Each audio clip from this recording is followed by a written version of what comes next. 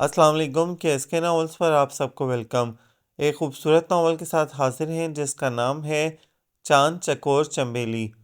Novel کی writer ہیں یاسمین نشاط۔ چلیں ناول کی جانب بڑھتے ہیں۔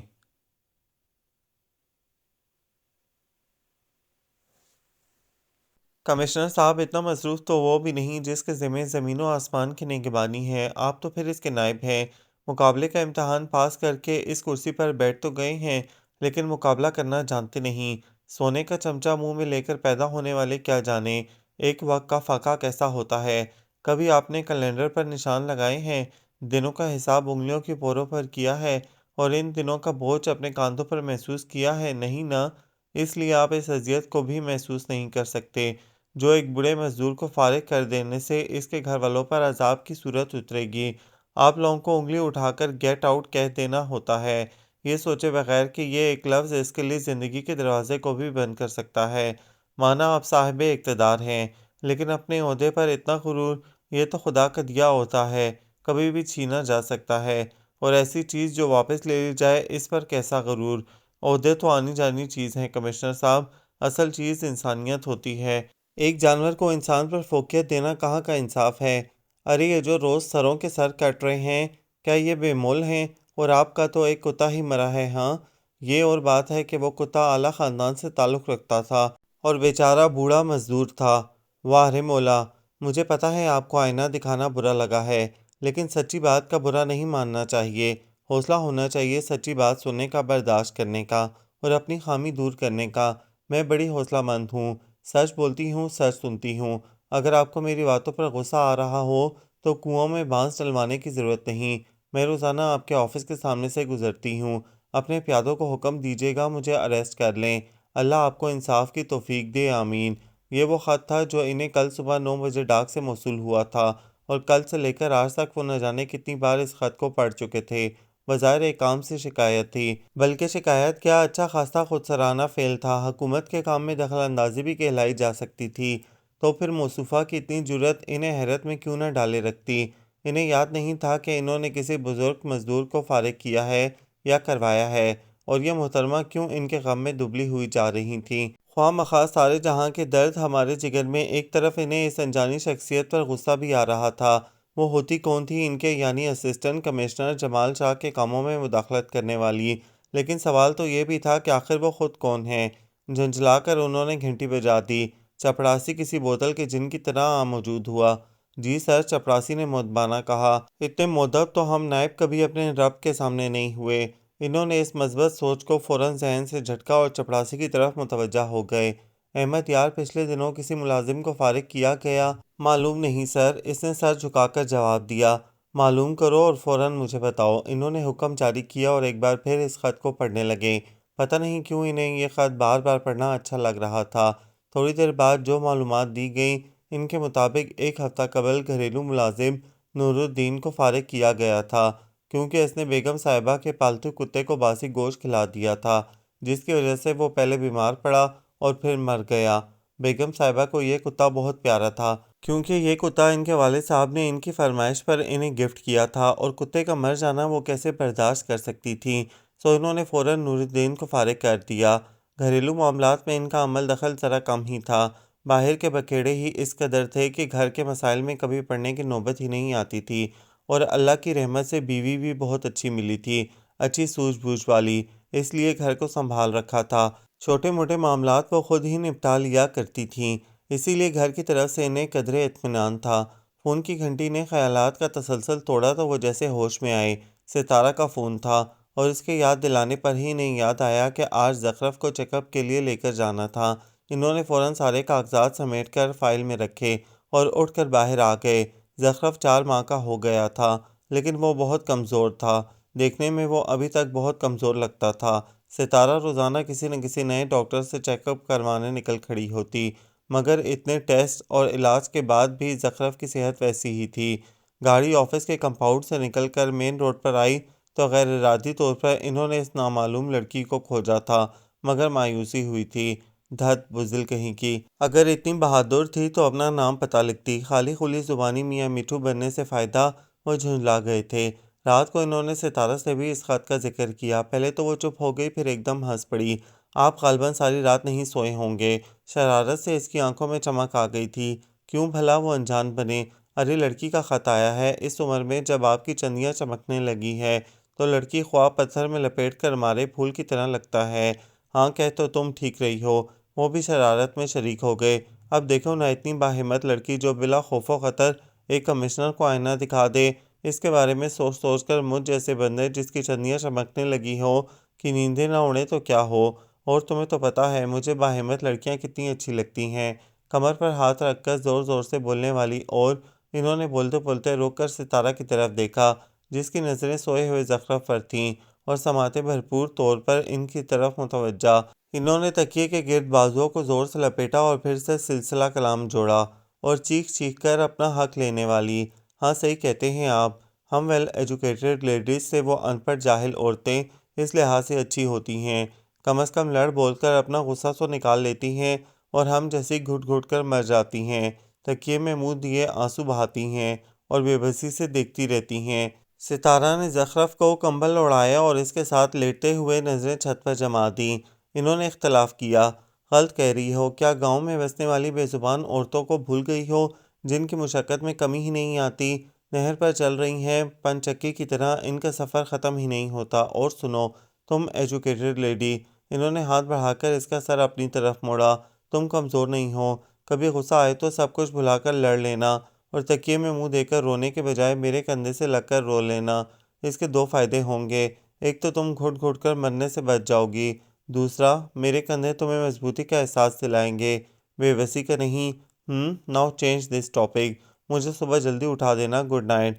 اور ہاں، لیٹتے لیٹتے انہیں یاد آیا، فاخر کا فون آیا تھا، صبح لینے آئے گا، تمہیں تیار ہو جانا۔ اچھا جی، ستارہ کی ہلکی سی آواز آئی تھی، اور غیر ارادی طور پر وہ پھر اس خط اور خط والی کے بارے میں سوچنے لگے تھے۔ علمدار، میرے جوتے اور بریف کیس کہاں ہیں؟ پورے کمرے میں چکراتے ہوئے وہ شور مچا رہے تھے۔ سب کچھ تو رکھا ہے آپ کے پاس، یہ ریک میں شوز۔ ستارہ نے جوتے اٹھا کر آگے رکھے۔ یہ آپ کی ٹائی، یہ ٹائی پن، اور یہ آپ کا بریف کیس۔ سب کچھ سامنے رکھتے ہوئے وہ ہنس پڑی، اور اچھا خاصا ٹائی کی نوٹ باندھتا ان کا ہاتھ رک گیا۔ تم ہنستی ہوئی بہت خوبصورت لگتی ہو تارا، قسم سے۔ ان کی آنکھیں مخمور ہونے لگیں۔ اچھا بس بس، زخرف رو رہا ہے، اسے فٹ کرانا ہے، آپ جلدی سے تیار ہو جائیے، صبح سے 10 فون آ چکے ہیں۔ ستارہ نے فوراً حفاظتی بند باندھے۔ یار، انہوں نے جھنجلا کر مٹھیاں بھینچیں، یہ ٹیم ورک ذرا بعد میں شروع ہونا چاہیے ورنہ سارے ارمان دھرے کے دھرے رہ جاتے ہیں۔ کیسی باتیں کر رہے ہیں آپ؟ ستارہ نے خفگی سے دیکھا۔ ہمیں تو اللہ کا شکر گزار ہونا چاہیے، اس نے ہمیں اولاد سے نواز دیا۔ کبھی بے اولاد لوگوں سے پوچھیں وہ کیسے اولاد کے لیے ترستے ہیں۔ میں مذاق کر رہا تھا میری جان، معاف کر دو۔ انہوں نے ہاتھ جوڑے۔ اچھا اب ناشتہ نہیں ہوگا کیا؟ وہ مسکرائی۔ چلیں چلیں میم صاحب، وہ فوراً آگے ہو لیے۔ جوتے صاحب؟ ستارہ نے ہانک لگائی۔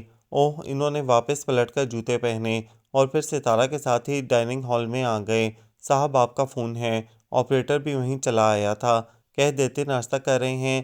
انہوں نے کرسی کھسکا کر بیٹھتے ہوئے جواب دیا، بتایا تھا سر، لیکن وہ بضد ہے، صبح سے یہ اس کی 10ویں کال ہے۔ آپریٹر خاصا جھنجلایا ہوا لگ رہا تھا۔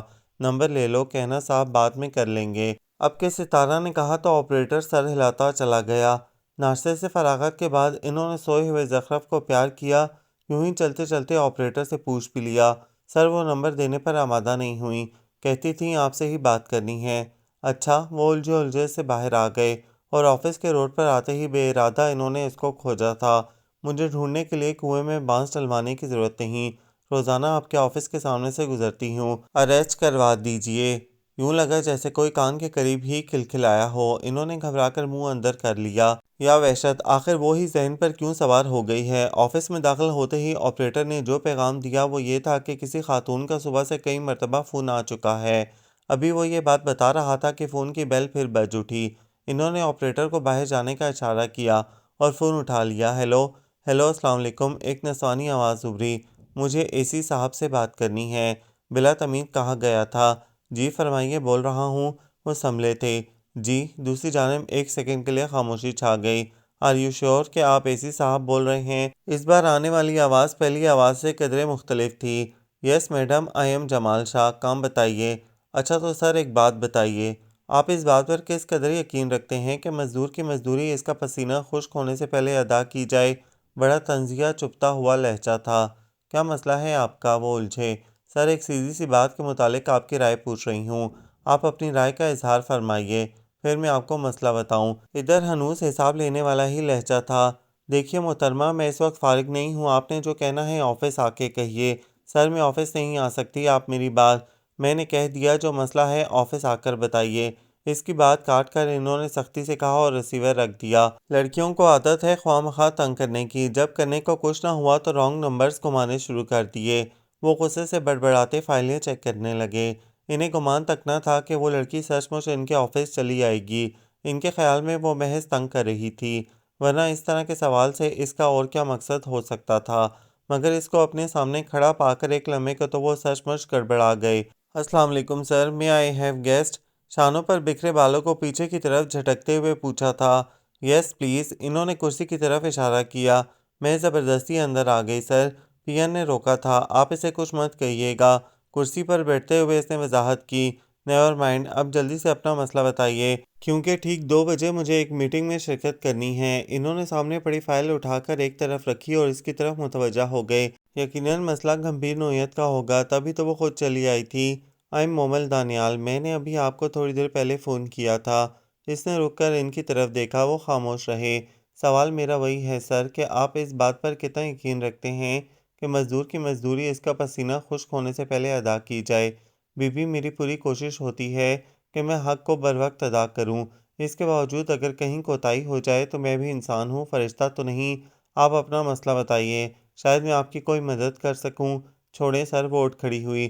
جس کو یہ نہیں پتا کہ اس کے آفس کے باہر ایک بوڑھا مزدور روزانہ اپنی اجرت لینے آتا ہے اور اسے وعدوں پر ٹرخایا جا رہا ہے، وہ مزید کس بات کی خبر رکھے گا؟ اینی وے، حق اگر وقت پر نہ ملے تو کچھ خاص فائدہ مند نہیں ہوتا۔ ہو سکتا ہے کہ کسی کے گھر کی دال روٹی ہی روزانہ کی اجرت پر چلتی ہو، لیکن آپ کو کیا؟ آپ تو ایک کتے کو غلط خوراک دینے پر فوراً سے پیشتر گھر سے نکال دیتے ہیں۔ انسانوں کی آپ کی نظر میں کیا وقت؟ انسان تو شٹ اپ۔ ان کے صبر کا پیمانہ لبریز ہو گیا تھا۔ انہی کے آفس میں کھڑی ہو کر ان کے روبرو ان کی انسلٹ کر رہی تھی وہ لڑکی۔ لگتا ہے آپ فلموں اور رسالوں کی کہانیوں سے ابھی نکلی نہیں ہیں۔ یہ حقیقی زندگی ہے بیوی، بہت سارے مسائل ہوتے ہیں ہم لوگوں کے بھی۔ اس طرح کی جذباتی اور سوشل تقریریں صرف فلموں میں چلتی ہیں، جہاں ہیرو کم اسی متاثر ہو کر فوراً لڑکی کے پیچھے چل پڑتا ہے۔ 2 4 گانے اور ہیپی اینڈ کہانیوں سے نکلی محترمہ، حقیقی زندگی میں یہ سب کچھ بہادری کے زمرے میں نہیں بلکہ کسی اور زمرے میں شمار ہوتا ہے۔ Understand? And now you may go please. انہوں نے دروازے کی طرف اشارہ کیا اور اس نے چند لمحے گھور کر ان کی طرف دیکھا، پھر میز پر پڑا اپنا پرس اٹھا کر باہر نکل گئی۔ وہ کھولتے ہوئے فائلوں کی اسٹڈی کرنے کی کوشش کرنے لگے۔ شروع دن سے انہیں اس طرح کی اوور کانفیڈنٹ لڑکیوں سے چڑ رہی تھی۔ عورت میں اعتماد ہونا چاہیے، مگر اس قدر بھی نہیں کہ بلا دھڑک ہر جگہ دھندناتی ہوئی گھس جائے۔ اپنے وقار کا کچھ تو خیال کرے، ایڈیٹ، خواہ مخواہ بہادر بننے کے چکر میں۔ انہوں نے سر کو زور سے جھٹکا اور گھڑی پر نگاہ ڈالی۔ میٹنگ میں ابھی ٹائم تھا۔ اسی دم ان کی نظر سامنے ٹیبل پر پڑی۔ وزٹنگ کارڈ شاید جاتے ہوئے مومل رکھ گئی تھی۔ انہوں نے ہاتھ بڑھا کر کارڈ اٹھا لیا۔ مومل دانیال ہاشمی، جلی حروف میں لکھا تھا، sales and marketing manager, Furqan enterprises. تو یہ بے انتہا کانفیڈنس یوں ہی نہیں تھا، محترمہ خاصی توپ قسم کی چیز تھیں۔ انہوں نے کارڈ دراز میں رکھ دیا۔ غیر ارادی طور پر وہ پھر اس لڑکی کے بارے میں سوچنے لگے تھے، مومل دانیال ہاشمی کے بارے میں۔ بلا کی نکمی اور مفاد پرست ہے یہ قوم۔ وہ زور زور سے بولتی سیڑھیاں اتر رہی تھی۔ جب بھی سوچتی ہے انفرادی طور پر ہی سوچتی ہے، صرف اپنی ترقی کا ہر وقت یہی خیال رہتا ہے، کہیں کسی دوسرے کا بھلا نہ ہو جائے۔ ارے ہم ترقی کریں بھی تو کیسے؟ ہر وقت تو ایک دوسرے کی ٹانگ کھینچنے میں لگے رہتے ہیں۔ آخری سیڑھی پر پہنچ کر وہ رک گئی۔ سب کے سب منہ اٹھائے اسے ہی دیکھ اور سن رہے تھے۔ اس نے سب پر ایک طائرانہ نظر ڈالی۔ آپ لوگوں کا کام مکمل ہو گیا ہے؟ نو میڈم، وہ تمام لوگ شرمندہ سے دوبارہ کام میں مصروف ہو گئے۔ وہ نیچے آئی اور اپنے کمرے کی طرف بڑھ گئی۔ بڑبڑاہٹ ابھی تک جاری تھی۔ مرتضیٰ خان نے کمرے میں قدم رکھا تو اس کے لال بھبوکا چہرے سے جان گیا آج پھر غصہ آ رہا ہے۔ مسٹر اللہ دتا، ایک گلاس پانی کا میڈم کی میز پر رکھاؤ، اس نے آفس بوائے کو ہولے سے کہا اور خود اسی کی طرف آ گیا۔ وہ تیزی سے کچھ لکھنے میں مصروف تھی، سر اٹھا کر دیکھا تک نہیں۔ وہ خود ہی کرسی کھینچ کر بیٹھ گیا۔ اللہ دیتا پانی کا گلاس رکھ گیا۔ لکھتے لکھتے ہی اس نے ترسی نظر سے گلاس کو دیکھا، پھر ہنس پڑی۔ السلام علیکم۔ مرتضیٰ بھی موقع غنیمت جان کر بول پڑا۔ والسلام، آپ پھر آ گئے۔ اس کا مزاج پھر گرم ہونے لگا۔ پھر نہیں میڈم، میں پھر یعنی تیسری مرتبہ آیا ہوں۔ پھر تو پچھلی دفعہ تھا۔ اس نے مسکرا کر تصحیح کی۔ اچھا، تو اس میں پھر کرنے کی وجہ کیا ہے؟ وہ جھنجلا کر بولی۔ وجہ تو کوئی نہیں، بندہ صرف یہ چاہتا ہے کہ آپ اپنے فیصلے پر نظر ثانی کریں۔ مجھے امید ہے کہ کوئی نہ کوئی ایک پہلو خوش آئند ضرور نکل آئے گا۔ پلیز آپ یقین کریں، میری درخواست پر غور فرما کر آپ مہربانی کا ثبوت تو دیں گی ہی، ساتھ ہی ساتھ کسی کی زندگی بھی سنور جائے گی۔ وہ ملتجی ہوا تھا۔ مومل دانیال کے ماتھے پر ناگواری کے بل بے حد واضح تھے، پھر بھی وہ بولے چلے جا رہا تھا۔ دیکھیے، میں ایک نہایت سگھر شوہر ثابت ہوں گا، کھانے پکانے سے لے کر سینے پرونے تک ہر کام میں۔ شٹ اپ، وہ بات کاٹ کر دھاڑی تھی۔ یہ آفس ہے مسٹر، کوئی ہوٹل یا کیفیٹیریا نہیں۔ مجھے لگتا ہے کہ مجھے فرقانی صاحب سے بات کرنی ہی پڑے گی۔ اللہ دیتا، اللہ دیتا۔ اس نے پیچھے مڑ کر پکارنا شروع کر دیا۔ مرتضیٰ خان اٹھ کھڑا ہوا۔ اینی وے، غور ضرور فرمائیے گا۔ مسکراہٹ دباتا وہ پھر چنگاری سلگا گیا۔ مومل نے غصے سے پین میز پر پٹک دیا۔ بس نہیں چل رہا تھا سالم مرتضیٰ خان کو نکل جائے۔ اللہ دیتا، وہ باہر مگن کھڑے اللہ دیتا کے پاس آئی۔ آئندہ اس بیہودہ شخص کو میرے کمرے میں مت آنے دینا، ورنہ خون پی جاؤں گی، اس کا بھی اور تمہارا بھی۔ وہ اس سمے واقعی خونخوار ہو رہی تھی۔ اللہ دیتا نے مؤدب ہو کر سر جھکایا۔ بالکل میڈم، فکر ہی نہ کریں، آپ سے پہلے میں خون پی لوں گا ان کا، آپ پرواہ ہی نہ کریں جی۔ وہ واپس آ کر اپنا ادھورا لیٹر مکمل کرنے لگی، مگر ذہن جو بڑھ گیا تھا، اس نے لیٹر پیڈ سائڈ پر رکھا اور وہ سوچنے لگی، اور پھر یوں ہی بے ارادہ اس نے نمبر ڈائل کر لیا۔ اے سی صاحب ہوں گے؟ دوسری طرف سے ہیلو کی آواز سنتے ہی اس نے بلا تمید پوچھا تھا۔ کب تک آئیں گے؟ نہیں، نمبر میں نہیں دے سکتی۔ میں نے کہا نا، میں دوبارہ رنگ کر لوں گی۔ Thank you. فون بند کر کے اس نے دونوں ہاتھوں کی انگلیاں آپس میں پھنسائیں اور دھیرے سے ہنس دی۔ کچھ دیر پہلے والا غصہ کافور ہو چکا تھا۔ میڈم صاحب بلا رہے ہیں۔ اللہ دیتا کی آواز نے اسے خیالات کی دنیا سے باہر کھینچ نکالا۔ اس نے کیبنٹ سے فائل اٹھائی اور اوپر چلی آئی۔ فرقانی صاحب فون پر مصروف تھے۔ جتنی دیر میں وہ فارغ ہوئے، وہ ذہن میں اسی صاحب سے کرنے والی گفتگو سوچ چکی تھی۔ جی تو مس مومل۔ وہ فون رکھ کر اس کی طرف متوجہ ہوئے۔ پھر آپ کی کیا رائے ہے اس بارے میں؟ اس وقت آپ غصے میں اٹھ کر چلی گئیں اور غصے میں نہیں سر، لیکن جب کوئی ایک صحیح بات کو صرف ذاتی مفاد کے لیے رد کرے تو مجھے سخت غصہ آتا ہے، برداشت نہیں کر پاتی میں۔ سر، ہم ترقی کر ہی نہیں سکتے۔ اس کا پارا پھر ہائی ہونے لگا۔ ریلیکس ریلیکس مس مومل۔ فرقانی صاحب نے ہاتھ اٹھا کر اسے چپ کروایا۔ اچھا، اس وقت آپ ایموشنل ہو رہی ہیں، پھر بات کریں گے اس ٹاپک پر۔ فی الحال یہ بتائیے کہ مرتضیٰ کا کیا مسئلہ ہے؟ مرتضیٰ، وہ ایک دم چونکی تھی۔ ان کو کس نے بتایا؟ کوئی نہیں سر، وہ صاف مکر گئی۔ اچھا؟ فرقانی صاحب نے بڑی معنی خیزی سے اسے دیکھا۔ اس نے گڑبڑا کر نظریں چکا لیں۔ وہ اصل میں سر، اس نے مجھے پرپوز کیا تھا۔ اب اس کے سوا کوئی چارہ نہ تھا کہ وہ اصل صورتحال بتا دے۔ پھر سر، میں نے انکار کر دیا۔ کیوں؟ ان کی انگلیوں کے نیچے پیپر ویٹ حرکت کرنے لگا۔ وہ بس سر، اصل میں میرا ایسا کوئی ارادہ نہیں ہے، شادی میرا مسئلہ نہیں ہے سر، میرے کچھ اور پرابلمز ہیں جو مجھے حل کرنے ہیں، اس لیے شادی کی گنجائش نکلتی نہیں۔ یہ بات میں نے مرتضیٰ کو سمجھائی تھی، مگر اس کی سمجھ میں یہ بات نہیں آئی۔ آج پھر وہ یہ کہنے آیا تھا کہ میں اس کی درخواست پر نظر ثانی کروں۔ عجیب لیچڑ ہے۔ میرے خیال میں تو ہی از ویری نائس پرسن۔ تمہیں واقعی اس کی درخواست پر غور کرنا چاہیے۔ فرقانی صاحب کی بات پر وہ منہ کھولے انہیں دیکھتی رہ گئی۔ ہاں، آج وہ میرے پاس آیا تھا اور مجھے وہ ریزنیبل لگا ہے۔ اس کی حیرت کے مظاہرے پر انہوں نے وضاحت کی۔ سر، آپ بھی؟ وہ اٹھ کھڑی ہوئی۔ میں نے تو اس کی سچائیوں سے متاثر ہو کر تمہیں کہا ہے۔ بہرحال یہ تمہارا ذاتی معاملہ ہے، مجھے اس میں دخل اندازی کرنی تو نہیں چاہیے تھی، لیکن مومل، تم بہت اچھی ورکر ہو، مجھے بیٹیوں کی طرح عزیز ہو، اس لیے میں نے یہ بات کی۔ اگر تم نے برا مانا ہو تو اس کے لیے معذرت خواہ ہوں۔ کیسی باتیں کر رہے ہیں سر آپ؟ وہ بات کاٹ کر شرمندگی سے گویا ہوئی۔ ایسی کوئی بات نہیں، میں نے سب کچھ آپ سے ہی سیکھا ہے۔ آپ مجھ سے ہر بات کر سکتے ہیں، میری غلطیوں پر مجھے ٹوک سکتے ہیں، میری کسی بات میں بھلائی ہو تو نصیحت بھی کر سکتے ہیں۔ آپ کو یہ حق حاصل ہے۔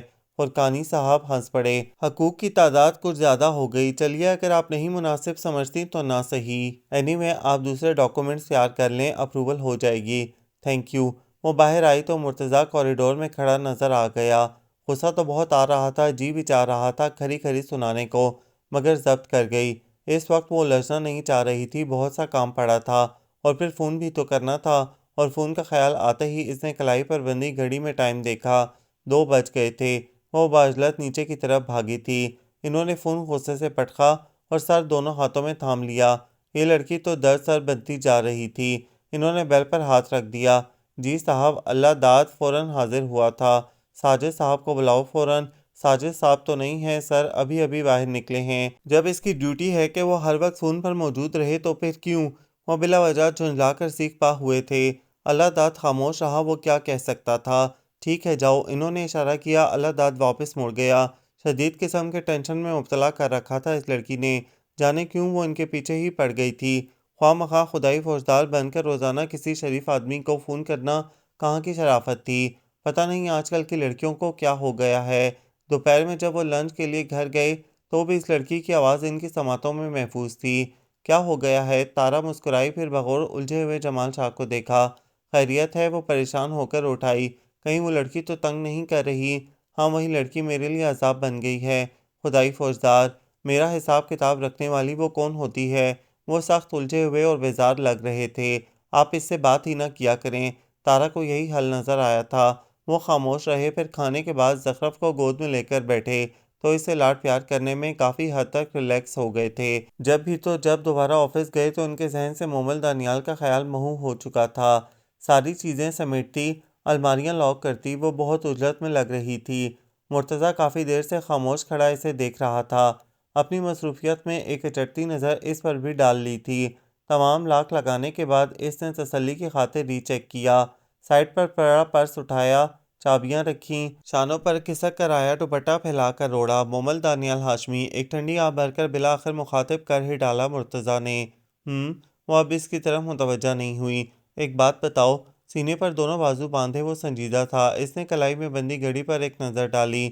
ایسا کرو مرتضیٰ، کل آنا، اس وقت مجھے ہاسپٹل پہنچنا ہے۔ اوکے، خدا حافظ۔ پرس سینے سے لگائے وہ فٹافٹ باہر بھی نکل گئی۔ مرتضیٰ کو اس کی بے حسی پر غصہ آ گیا۔ سنو مومل دانیال ہاشمی، وہ اس کے پیچھے بھاگا۔ وہ انسنی کرتی چلی گئی اور بنا اس کی طرف دیکھے اس نے ٹیکسی کو روکی اور بیٹھ گئی۔ موڑ مڑتے سمے اس نے پلٹ کر دیکھا تھا، مرتضیٰ وہیں ایستادہ تھا۔ اس نے سر زور سے جھٹکا اور خواہ مخواہ پرس کھول کر کچھ ڈھونڈنے لگی، پھر بند کر کے اس نے ہتھیلی پر چہرہ ٹکا دیا۔ کیسی عجیب سی ہو گئی تھی اس کی زندگی، ہر دم تیزی، ہر دم عجلت۔ کیا کبھی وہ بھی سکون سے بیٹھ کر 2 لمحے اپنے لیے سوچ سکے گی؟ خیال تھا یا بھالا، جو دل میں ایسے اترا تھا کہ آنکھوں سے بے اختیار پانی نکل آیا تھا، جسے اس نے فوراً ہی پہنچ ڈالا۔ ہیلو طلعت، کیسی ہو؟ سیڑھیاں چڑھتے ہوئے پہلا سامنا سسٹر طلعت سے ہوا تھا۔ تم کہو ایک دن لیٹ آئی ہو۔ وہ بھی مسکرائی تھی۔ اتنے دنوں سے آنا جانا تھا، طلعت سے کافی دوستی ہو گئی تھی۔ بس یار، یہ غم روزگار کے۔ وہ ہنسی۔ تم اوپر چلو، میں ایک مریض اٹینڈ کر کے آئی، طلعت نے کہا تو وہ اوپر کی جانب بڑھ گئی۔ طلعت کے کمرے میں جا کر بیٹھنے کے بجائے روم نمبر 5 میں چلی آئی۔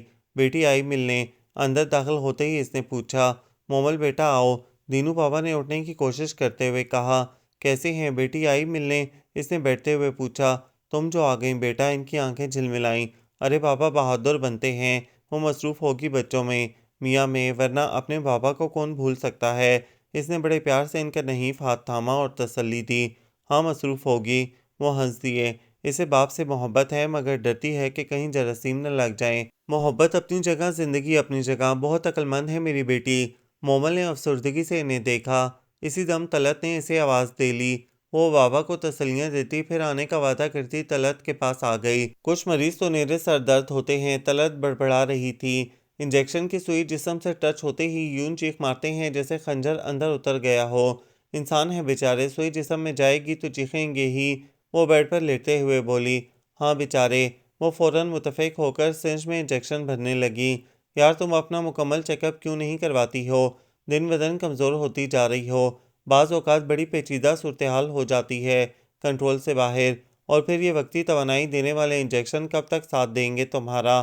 طلعت نے انجیکشن جسم میں انجیکٹ کرتے ہوئے مشورے سے نوازا۔ فرصت کسے ہے کہ بیٹھ کر چیک اپ کروائے، اور جب کوئی بیماری ہی نہیں ہے تو چیک اپ کے اخراجات فضول خرچی کے زمرے میں آتے ہیں ڈیئر سسٹر۔ اب ایسا بھی کیا پیسے سے پیار، پیسہ تو ہاتھ کا میل ہے، ابھی نہیں، زندگی سے بڑھ کر کوئی دوسری چیز ہوتی ہے کیا؟ انجیکشن سے فارغ ہو کر اس نے ناصحانہ انداز میں کہا۔ پیسہ ہی سب کچھ ہے پگلی۔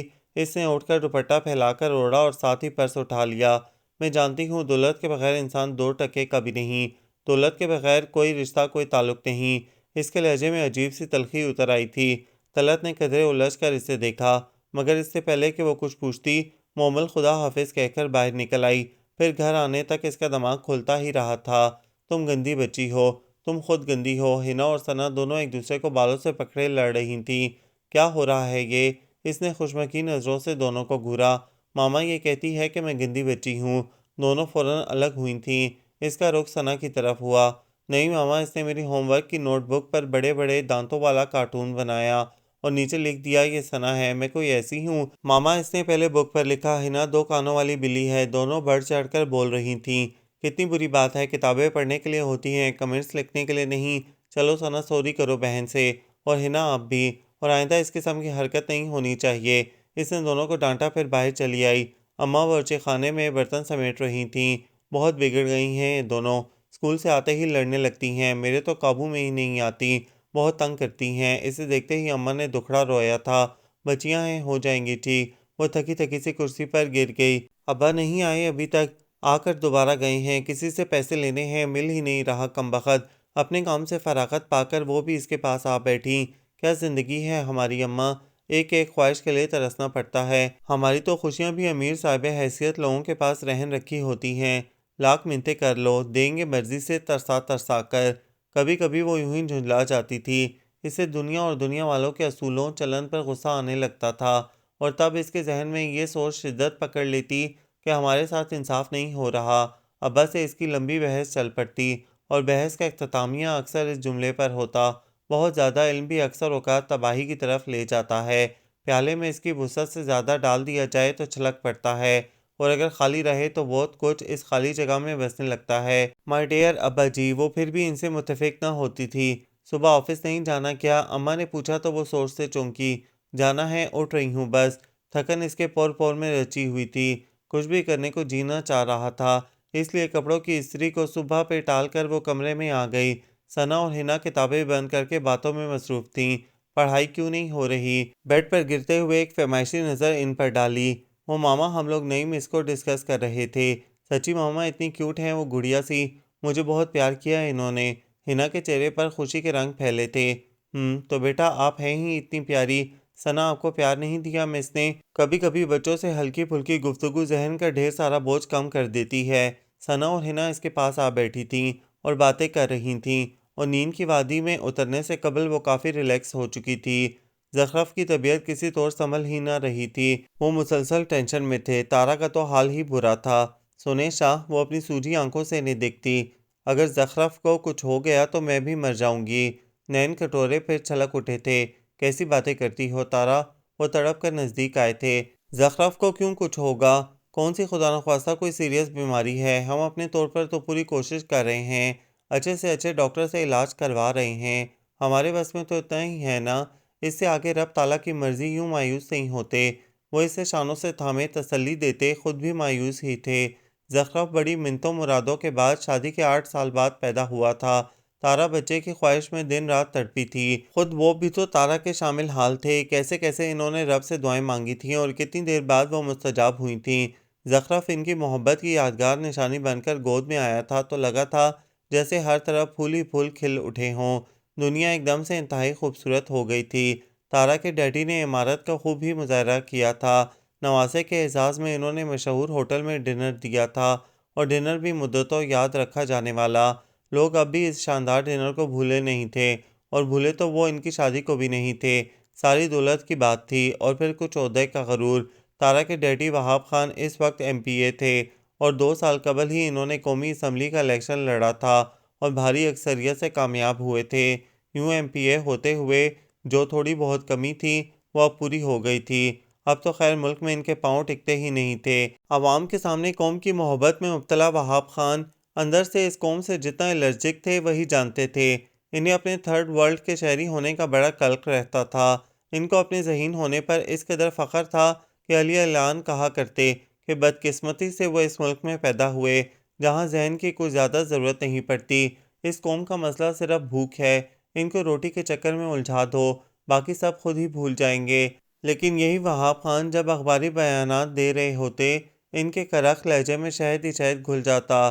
ٹی وی پر انٹرویو آ رہا ہوتا تو دیکھنے والے دیکھتے مغرور چہرے پر کیسے گداز پھیلا ہوتا، غریب کی بھوک، مفلس کی مفلسی ان کے چہرے پر ثبت ہوتی، لوگوں کی مظلومیت پر ان کی آنکھیں بھیگ بھیگ جاتی، ان کا ہاتھ بے دریغ لٹانے لگتا، چند نوٹ مستحق لوگوں میں بانٹ کر وہ آنے والے الیکشن میں اپنی کرسی کو مضبوط کرتے۔ ستارہ ان کی اکلوتی بیٹی تھی، حد سے زیادہ لاڈلی، عادتیں ساری امیروں خودسر لڑکیوں والی، جانے کیسے بے تحاشا خوبرو اونچے لمبے جمال شاہ پر دل ہار بیٹھی، اور پھر جیسا کہ اس کی عادت تھی، اس نے جمال شاہ کو پا کر ہی دم لیا۔ جمال شاہ تذبذب میں تھے، ان کا بیک گراؤنڈ کچھ ایسا شاندار نہ تھا۔ ہاں، بابا کا معقول چلتا ہوا بزنس تھا، گھر میں دولت کی فراوانی نہ سہی لیکن خوشحالی تھی، لیکن وہ ستارہ تھی بھڑکتی ہوئی، جلا کر بھسم کر دینے والی۔ پھر یہ بھی تھا ستارہ سے شادی کر لینے کے بعد وہ کہاں سے کہاں پہنچ سکتے تھے، اور بس یہی مقام ہوس تھا جہاں گزشتہ کے سارے عہد چناکے سے ٹوٹ گئے، خوابوں پر خواہشوں کی دھند چھائی تو سارے فیصلے آسان ہو گئے۔ سب کچھ چھوڑ کر انہوں نے تارا کا ہاتھ تھام لیا، نئی زندگی نیا ہمسفر۔ وہ پچھلے سارے زمانے بھلا کر صرف تارا کے ہو گئے، پلٹ کر کبھی پیچھے دیکھا ہی نہیں۔ مقابلے کا امتحان پاس کرنے کے بعد تارا کے ڈیڈی کے تعلقات کام آئے، اور یوں اونچا مقام حاصل کرنے کا خواب بھی تعبیر پا گیا۔ زندگی مکمل تھی۔ وہ تھے تارا، اور پھر منتوں مرادوں سے حاصل ہونے والا زخرف تھا، جس میں ان دونوں کی جان تھی، اور یہ جان جیسے سولی پر لٹکی ہوئی تھی۔ زخرف کی دن بدن بگڑتی حالت انہیں مایوس کیے جا رہی تھی، اور وہ جہاں جہاں ممکن تھا بھاگے پھر رہے تھے۔ آپ کو پتہ ہے میں پچھلے 1 مہینے سے سویا نہیں ہوں، نہایت پریشانی کا عالم تھا۔ اچھا، اس نے ذرا کی ذرا سر اٹھا کر دیکھا اور پھر مصروف ہو گئی۔ میری بھوک اڑ گئی ہے، ہر وقت کھویا کھویا سا رہنے لگا ہوں، سارا گھر پریشان ہے کہ آخر مرتضیٰ کو ہو کیا گیا ہے، آخر مجھے کیا ہو گیا ہے؟ اس نے معصومیت سے پوچھا۔ اس نے ہاتھ میں پکڑا پین ہولڈر میں رکھا اور دراز میں کچھ تلاش کرنے لگی۔ کچھ دیر بعد ایک وزٹنگ کارڈ نکال کر اس کی طرف بڑھایا۔ ڈاکٹر عابد بہت اچھے سائیکیٹرسٹ ہیں، ان سے ملیے، امید ہے آپ ٹھیک ہو جائیں گے۔ سنجیدہ ہوتے ہوتے بھی اس کے لبوں پر مسکراہٹ آ گئی، جسے اس نے منہ پھیر کے چھپایا۔ مرتضیٰ نے کارڈ جیب میں رکھ لیا، بغیر دیکھے، پھر تھوڑا سا آگے جھک کر بولا، یہ جو مرض ہے اس کا علاج ڈاکٹر عابد تو کیا فرائیڈ بھی نہیں کر سکتا؟ ہاں بھائی، جس تن لاگے سو تن جانے، اور نہ جانے کوئی۔ اس نے ٹھنڈی آب بھری۔ آپ تشریف لے جائیں، مجھے 2 بجے تک یہ رپورٹ بنا کر دینی ہے۔ اس نے پھر سے سنجیدگی کا چولا پہن لیا۔ مرتضیٰ پر کوئی اثر نہ ہوا۔ ویسے ایک بات کہوں، کبھی کبھی ہنس لینا چاہیے، صحت کے لیے اچھا ہوتا ہے۔ اندازاً ایک بار کھل کر ہنسنے سے ایک سیر خون بڑھتا ہے۔ آپ نے کبھی غور کیا ہے آپ کی رنگت کس قدر پیلی ہو رہی ہے اسی وجہ سے؟ مرتضیٰ پلیز، میں اس بات کو پسند نہیں کرتی کہ براہ راست میری ذات پر ڈسکشن کی جائے۔ وہ ایک دم ہی روڈ ہو گئی تھی۔ مرتضیٰ نے ایک گہری نظر اس پر ڈالی اور لب بھینچے باہر نکل گیا۔ وہ جتنا اس کی طرف بھاگ رہا تھا وہ اتنی ہی دور نظر آتی تھی۔ لنچ کا ارادہ نہیں ہے کیا؟ کمپیوٹر سیکشن کی سیما نے اندر جھانکا۔ پیچھے سعدیہ بھی تھی۔ اس نے اسبات میں سر ہلاتے ہوئے چیزیں سمیٹی اور باہر آ گئی۔ تمہیں پتہ ہے اپنے سجاد سمدانی اور فائزہ گیلانی کی شادی ہو رہی ہے؟ ہمراہ چلتے ہوئے اپنے تئیں سیما نے انکشاف کیا تھا۔ ہاں، اس کہانی کا بالآخر یہی منطقی انجام ہونا تھا۔ وہ ذرا بھی حیران ہوئے بغیر بولی تھی۔ ویسے ہے یہ زمین آسمان کا میل؟ سعدیہ نے رائے دی۔ وہ ہنس دی۔ کبھی زمین آسمان کا میل بھی ہوا ہے؟ زمین ہمیشہ زمین ہی رہتی ہے، اور جو کبھی آسمان سے ملنے کی کوشش کرے تو پھر وہ زمین بھی نہیں رہتی، خاک ہو جاتی ہے، مٹی، بالکل مٹی۔ اس کے اندر کی تلخی اود کر آئی تھی۔ سعدیہ اور سیما نے حیرانی سے اسے دیکھا۔ اس کے اپنے چہرے پر حیرانی تھی۔ سامنے ہی مرتضیٰ چاولوں سے بھری پلیٹ رکھے بڑی دلجمعی سے کھانے میں مشغول تھا، اور ابھی کچھ دیر پہلے کیسے کہہ رہا تھا میری بھوک اڑ گئی ہے۔ اس نے سر جھٹکا اور اب اگلی میز کی طرف بڑھ گئی۔ مرتضیٰ انہیں بیٹھتے دیکھ چکا تھا، اور سیما سعدیہ سے نظر بچا کر اس کی طرف ایک مسکراہٹ بھی اچھالی تھی، جسے اس نے منہ موڑ کر نظر انداز کیا تھا۔ اپنے لیے سینڈوچ آرڈر کرنے کے بعد وہ اب دلجمعی سے سیما اور سعدیہ کی باتیں سن رہی تھی، اور سوچ رہی تھی کہ کمال ہے، ایک ہی جگہ پر کام کرتے ہوئے ان دونوں کی نالج اس سے کہیں زیادہ تھی۔ کس کا کس سے افیئر چل رہا ہے، تو کس نے کس کی طبیعت صاف کی تھی اظہار محبت کرنے پر؟ کن کا افیئر اختتامی مراحل میں ہے، کون سڑیل مزاج ہے، کون دل پھینک، کون مغرور اور کون دل چلا؟ سب کے متعلق انہیں ہر بہر ازبر تھا۔ Hello ladies. مرتضیٰ چہرے پر ازلی مسکراہٹ سجائے کھڑا تھا۔ ہائے مرتضیٰ صاحب، آپ کیسے ہیں؟ سعدیہ چہکی تھی۔ مومل نے منہ نیچے کر کے مسکراہٹ چھپائی تھی۔ اشتیاق کا سمندر تو سیما کی آنکھوں میں بھی ٹھاٹھے مار رہا تھا۔ ہائے ہم لڑکیاں۔ تلخ سی مسکراہٹ اس نے دیکھا۔ مرتضیٰ اپنے 32 دانتوں کی نمائش بڑی فراخ دلی سے کر رہا تھا۔ غالباً آپ کو بھوک نہیں لگتی آج کل، اس نے طنزیہ کہا تھا۔ بالکل، آخر آپ کو یقین کیوں نہیں آتا؟ اس نے فوراً مسکین سی صورت بنائی تھی۔ ہاں، وہ لطیفہ تو سنا ہوگا سعدیہ تم نے۔ ایک آدمی ڈاکٹر کے پاس جا کر کہنے لگا کہ ڈاکٹر صاحب میں جب کھانا کھا لیتا ہوں تو بھوک نہیں لگتی، اور مرتضیٰ کھلکھلا کر ہنسا تھا، اور یہ کہ جب میں آنکھیں بند کرتا ہوں تو مجھے کچھ نظر نہیں آتا ہے نا۔ باقی کی بات اس نے مکمل کی تھی۔ سعدیہ اور سیما ہنس دی تھیں۔ ایکچولی مس سیما، وہ سنجیدہ ہوتے ہوئے بولا، میری بالکل یہی کیفیت ہے آج کل، نہ بھوک لگتی ہے نہ نیند آتی ہے، ایک پل چین نہیں۔ چاند تاروں سے کروں باتیں تیری، تم جس رنگ کے کپڑے پہنو وہ موسم کا رنگ، قسم کے گیت خواب میں آتے ہیں۔ میری ذہنی حالت بہت خراب ہو چکی ہے، میں جاتا مشرق کو ہوں پہنچ مغرب کو جاتا ہوں۔ کچھ کیجیے مس سیما، کچھ مشورہ دیجیے، میں کیا کروں؟ اس نے سر دونوں ہاتھوں میں تھام لیا۔ مومل کی قوت برداشت جواب دے چکی تھی۔ اس نے پرس سے پیسے نکال کر پلیٹ میں رکھے اور کینٹین سے باہر نکل آئی۔ سڑک کراس کرتے ہوئے اس کی نظر یوں ہی دائیں جانب پارک کی ہوئی گاڑی کی طرف اٹھ گئی۔ اوہ! اس کے منہ سے بے ساختہ نکلا تھا، اور ایک پرسرار سی مسکان نے دھیرے سے اس کے ہونٹوں کو چھو لیا تھا۔ ابھی ابھی وہ گیم ختم کر کے بیٹھے تھے، ٹی شرٹ پسینے سے بھیگ چکی تھی۔ بڑے دنوں بعد جم خانہ کا چکر لگا تھا، ورنہ تو زخرف کی بیماری نے انہیں بے حد الجھا رکھا تھا۔ پین پانی کا گلاس لے کر آیا تو ساتھ میں میسج بھی دے گیا، سر آپ کا فون ہے۔ ان کا ہاتھ بے ساختہ جیب میں رکھے موبائل کی طرف گیا۔ بیٹری ڈسچارج ہو گئی تھی۔ وہ تولیے سے پسینہ خشک کرتے کاؤنٹر کی طرف آئے۔ فون ہولڈر رکھا تھا، دل عجب سے انداز میں گھبرا رہا تھا۔ ایسا کبھی نہ ہوا تھا کہ تارا انہیں جم خانہ فون کرے۔ ہیلو، بے شمار وسوسوں میں گھرے انہوں نے ہیلو کہا تھا۔ ہیلو کمشنر صاحب، کیسے ہیں آپ؟ کھلکھلاتی آواز آئی تھی۔ ان کا حلق تک کڑوا ہو گیا۔ جی فرمائیے، ان کے لہجے میں کھدرا پن اود آیا۔ آپ نے مجھے پہچانا نہیں؟ جی نہیں محترمہ، میں آپ کی آواز پہلی مرتبہ سن رہا ہوں، وہ جھلا کر بولے تھے۔ ارے جانے دیجیے صاحب، یہ تو آپ بڑے لوگوں کی ایک ادا ہوتی ہے۔ خیر، میں مومل دانیال ہاشمی بول رہی ہوں، وہی خدائی فوجدار۔ وہ پھر ہنسی تھی۔ کیا پھر کوئی کوتاہی ہو گئی ہم سے؟ ان کا انداز طنزیہ ہو گیا۔ ارے نہیں نہیں سر، آج تو آپ کو مبارکباد دینی تھی، آپ کے جنم دن کی۔ Happy birthday to you, وہ لے میں گنگنائی تھی۔ وہ ہکا بکا رسیور کو گھورتے رہ گئے۔ وہ ایک انجان لڑکی کیا ثابت کرنا چاہ رہی تھی؟ انہوں نے فوراً رسیور رکھ دیا۔ پیشانی پر ابھر آنے والے ننھے ننھے پسینے کے قطروں کو ہاتھوں سے صاف کرتے وہ ڈریسنگ روم میں چلے آئے تھے، اور پھر ملک ناصر کے اصرار کے باوجود وہ وہاں نہیں رکے تھے۔ عجیب پریشانی نے ان کے دل و دماغ کو گھیر لیا تھا۔ وہ لڑکی کون تھی، کیا چاہتی تھی، اور ان کی ذات کے متعلق اتنا کچھ کیسے جانتی تھی؟ ٹائی کی نوٹ ڈھیلی کرتے ہوئے وہ بیڈ روم میں داخل ہوئے۔ تارا بیڈ پر نیند دراز تھی۔ انہوں نے ٹھٹک کر اسے دیکھا، بالکل عام دنوں جیسے حلیے میں تھی، جیسے آج کوئی خاص دن نہ ہو۔ زخرف کیسا ہے؟ ایزی چیئر پر بیٹھتے ہوئے انہوں نے پوچھا۔ ہاں ٹھیک ہے، آپ چینج کر لیں، میں کھانا لگواتی ہوں۔ وہ اٹھ کر باہر چلی گئی۔ وہ بھی اٹھ کر چینج کرنے لگے۔ ڈائننگ روم کی طرف جاتے ہوئے پیسج میں دھرے فون کی بیل نے انہیں اپنی طرف متوجہ کیا تھا۔ انہوں نے عجلت میں رسیور اٹھایا تھا۔ ہیلو، پہنچ گئے گھر؟ اس وقت شاید آپ جلدی میں تھے، اس لیے بات نہیں کی۔ اچھا سنیں، ابھی آپ کو بکے ملے گا اور ساتھ میں گفٹ بھی، برتھ ڈے گفٹ ہے، یقیناً آپ کو پسند آئے گا، بائے۔ ایک ہی سانس میں بول کر اس نے فون بند بھی کر دیا، اور پتہ نہیں انہیں اس بار غصہ نہیں آیا، نہ ہی جھنجھلائے۔ آرام سے ریسیور کریڈل پر ڈال کر وہ گہری سوچ میں گم ڈائننگ ہال میں جانے کے بجائے واپس بیڈ روم میں چلے آئے تھے۔ تارا کو آج کا دن یاد نہیں، اور کیا بات ہے، کھانا نہیں کھائیں گے؟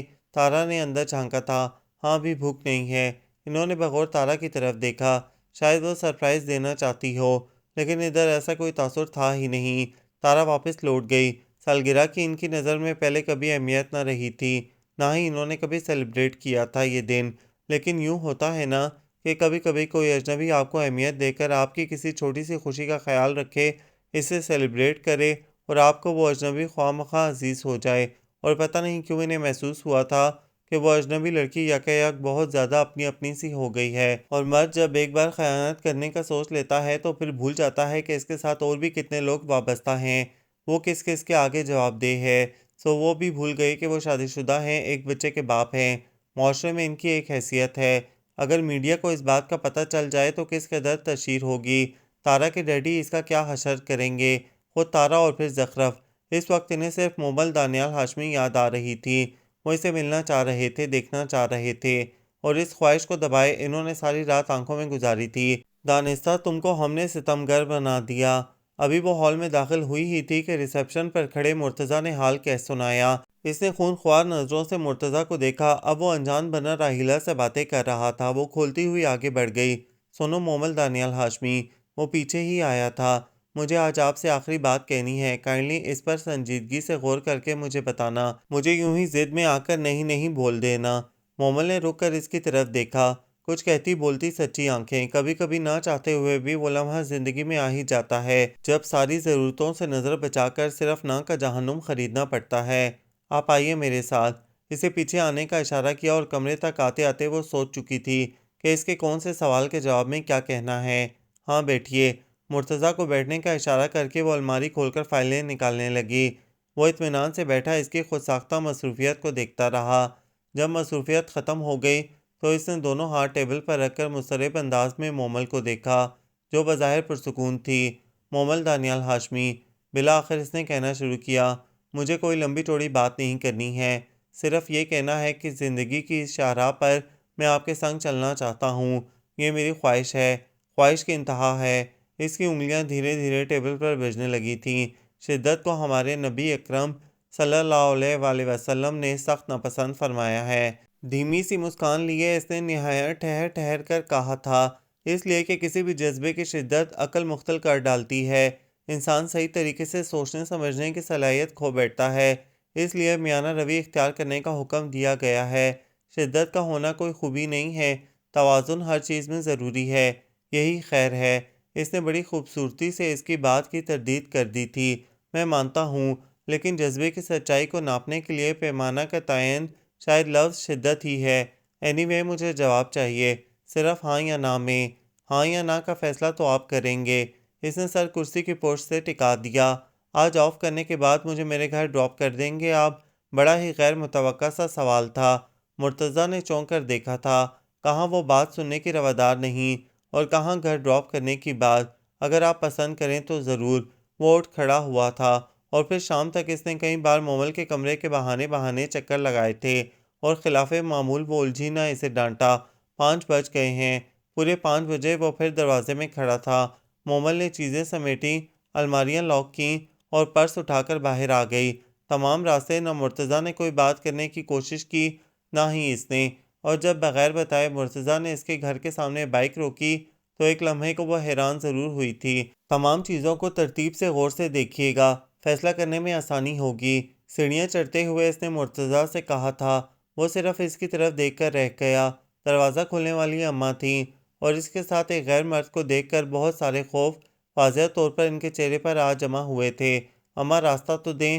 مومل کے کہنے پر وہ پرے ہٹ گئی تھی۔ چھوٹے سے صحن سے گزر کر وہ ایک کمرے میں پہنچے۔ یہ ہمارا ڈرائنگ روم ہے، لائٹ آن کرتے ہوئے اس نے مسکرا کر بتایا تھا۔ مرتضیٰ نے طائرانہ سا جائزہ لیا۔ 4 کرسیاں، ایک گول میز، سائڈ پر دیوار سے لگا ایک بیڈ، دائیں دیوار پر لٹکی ایک پینٹنگ، ایک وال کلاک، کارنر میں ٹیبل پر رکھا گلدان۔ ماما ہم اندر آ جائیں؟ دروازے کی طرف سے آتی آواز نے مرتضیٰ کو بری طرح چونکا دیا تھا۔ ہاں بیٹا اندر آؤ، انکل کو سلام کرو۔ اس نے بڑے پیار سے انہیں اندر بلایا تھا۔ میں ہنا ہوں اور یہ ثنا ہے۔ دونوں نے سلام کرنے کے بعد اپنا تعارف کروایا اور وہ جو ابھی تک شوق کی کیفیت میں تھا زبردستی مسکرا بھی نہ سکا، بس سر ہلا دیا۔ آپ بیٹھے مرتضیٰ، میں ابھی آئی۔ دونوں بچوں کو لے کر وہ باہر آئی تو اماں کچن میں حیران پریشان بیٹھی تھیں۔ تیرے ابا آنے والے ہیں، انہوں نے دھیرے سے کہا تو وہ ہنس پڑی۔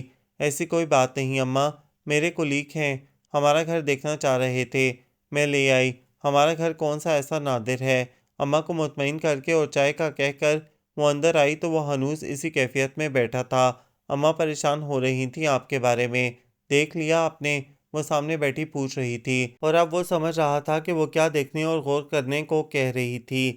یہ ہمارا گھر ہے، صحیح معنوں میں غریب خانہ، اور وہ بھی کرائے کا۔ چھوٹا سا یہ گھر جسے مدتوں سے مرمت کرانا نصیب نہیں ہوا۔ ابا بہت بوڑھے ہو گئے ہیں، اب ان سے کام نہیں ہوتا، گزارے لائق کوئی 20-25 مزدوری کے مل جاتے ہیں۔ میری تنخواہ، کرایہ، بجلی گیس کے بل اور ثنا ہنا کے اسکول کی فیسوں میں اور کچھ خود کو مینٹین رکھنے میں لگ جاتی ہے۔ زندگی بڑی مشکل ہے مرتضیٰ، اور اتنے سارے مسائل کے انبار میں اپنے لیے سوچنے کا وقت کہاں ملتا ہے۔ میں نے آپ سے کہا تھا کہ چیزوں کو غور اور ترتیب سے دیکھیے گا اور ترتیب کے اعتبار سے ایک خانہ خالی ہے، ثنا حنا کے باپ کا، اور یہ وہ سوال ہے جو آپ کی نوک زبان پر ہے، مگر آپ پوچھیں گے نہیں۔ وہ رکی نہیں، اماں چائے لے کر آئی تھیں، اس نے تعارف کروایا۔ اماں کچھ دیر بیٹھی پھر اٹھ کر چلی گئیں۔ وہ چائے سرو کرنے لگی۔ ثنا اور حنا کے والد محترم ابھی تلک لا علم ہیں کہ وہ دو بیٹیوں کے باپ ہیں۔ دولت، عہدہ ایسا خمار ہے جو سر چڑھ جائے تو سب کچھ بھلا دیتا ہے، گہرے رشتے بھی۔ آپا مجھ سے 11-12 سال بڑی تھیں۔ ان کی شادی ابا نے اپنے چچا زاد سے بچپن میں طے کر دی تھی۔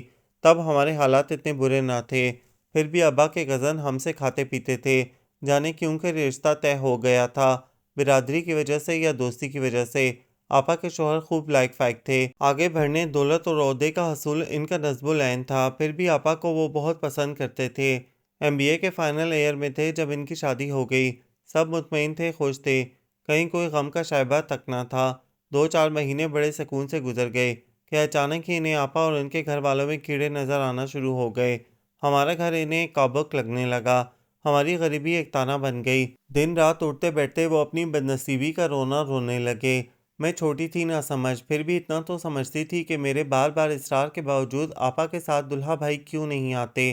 میری آپا بہت حساس تھیں اور زود و رنج بھی۔ دلہا بھائی کے تانوں نے انہیں اندر ہی اندر کھانا شروع کر دیا تھا۔ جو بات ان کے اختیار میں نہیں تھی، اس کی سزا وہ جھیل رہی تھیں۔ پھر ایک دن اچانک دلہا بھائی آپا کو ادھر چھوڑ گئے یہ کہہ کر کے میرے سامنے بہت بڑا نصب العین ہے، زندگی سے مجھے بہت کچھ حاصل کرنا ہے اور کومل میرے راستے میں رکاوٹ ہے۔ بڑی آسانی سے وہ اپنا رشتہ آپا سے توڑ کر چلے گئے۔ ہم میں سے کوئی بھی اس زیادتی پر ان سے باز پرس نہ کر سکا۔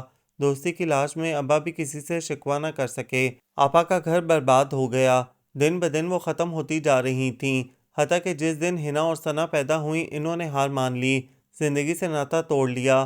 11 سال کی عمر سے ہی میں ان دونوں کی ماں بن گئی۔ یہ دونوں نہیں جانتی کہ میں ان کی ماں نہیں ہوں۔ زندگی میں نے دو ہی چیزوں سے نفرت کی، اپنی غربت سے اور حنا ثنا کے باپ سے، اور محبت کا جذبہ میرے اندر پھوٹتا ہی نہیں ہے۔